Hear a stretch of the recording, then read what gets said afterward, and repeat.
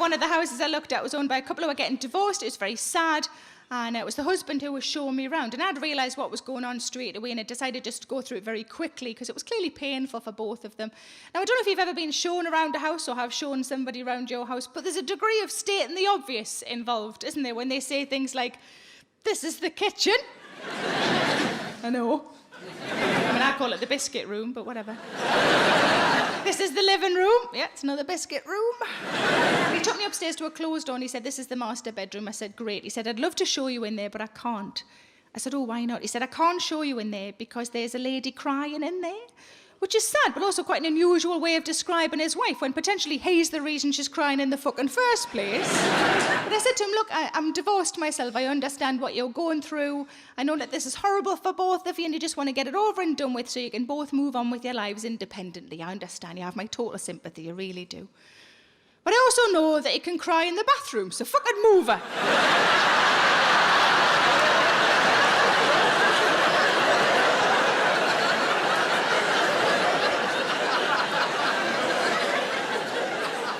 Now, the house I looked at was owned by a really posh lady, so I already hated her. It's terrible, isn't it? I'm not supposed to hate anybody. I only hate posh twats. It's fine. I was going to say, have we got an in, but I've just remembered where I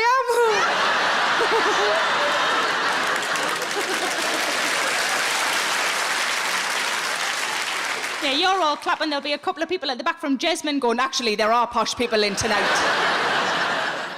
But this posh lady was very dramatic in all of her gestures. She said to me, there is underfloor heating throughout. I said, that doesn't impress me, love. I've got slippers. And then as if to hammer it home, she said, there isn't a single radiator in the whole building. And I, because sometimes my mouth kicks in before my brain's had a chance, just said, well, how'd you dry your knickers then? And the friend that I was with said, just chuck them on the floor.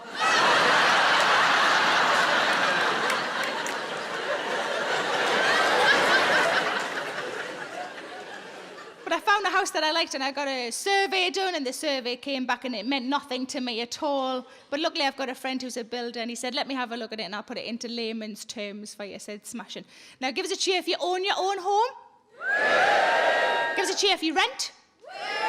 See, up until this point, I'd only ever rented, and I think there are phrases that mean nothing to those of us who rent that the rest of you understand. Because my friend, the builder, said, there is one thing you will need. I said, oh yeah, what's that?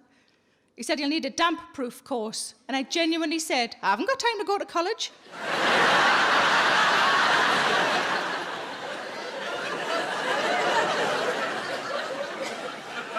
But the house that I bought had a log burner. I've never had a log burner before. I got quite excited about the log burner. Not as excited as my fella did. He just went, oh my God, we'll be able to get a toasting fork. Oh, we'll be able to toast things? And I thought, he does know I've got a toaster, doesn't he? But I went straight out. He went to work, I went straight out and bought a toasting fork. And I came back in, I grabbed a loaf of bread, and I thought, I'm just going to sit and work my way through. I fucking love toast. But I couldn't get it to work. And I rang him and I said, I can't get it to work. He said, how can it not work? It's fire and bread. And I told him what I'd been doing. Turns out I should have had the little door open.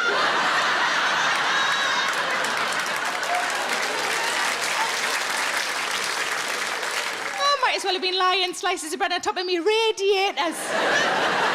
Are in amongst me knickers on the underfloor heating. Oh, you're right, that's probably too much yeast altogether, isn't it?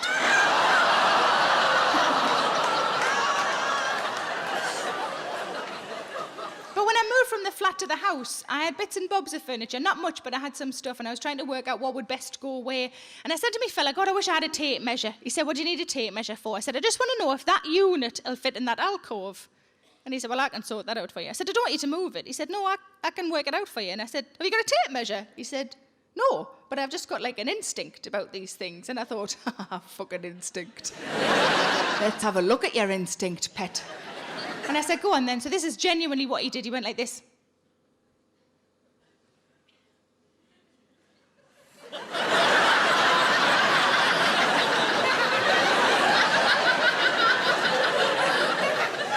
Yeah, that'll fit.